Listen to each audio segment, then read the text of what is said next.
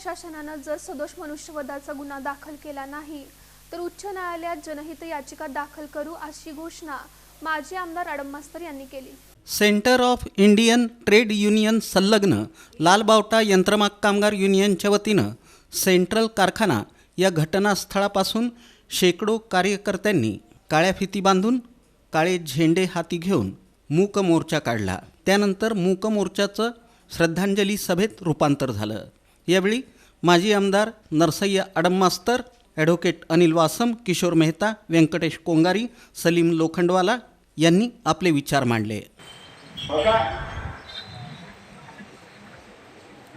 अरे 1.5 वर्षाच्या मुलाला घेऊन बाथरूम मध्ये 3 तास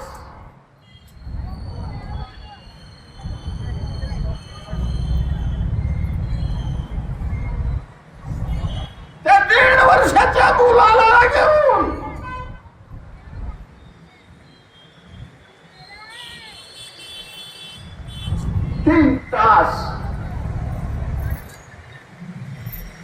महापालिकेची रेट शूटिंग नाही, आपत्कालीन व्यवस्था नाही।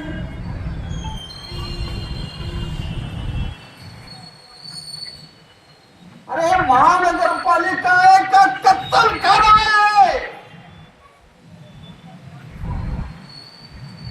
आगीमध्ये माणसं मरू लागलेला आहे, मालक मरू लागला, कामगार मरू लागला।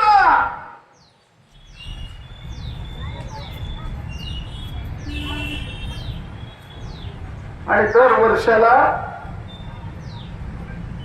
1,500-2 हजार कोटी रुपये तुम्ही खर्च करताय। साधं पाणी देता येईल।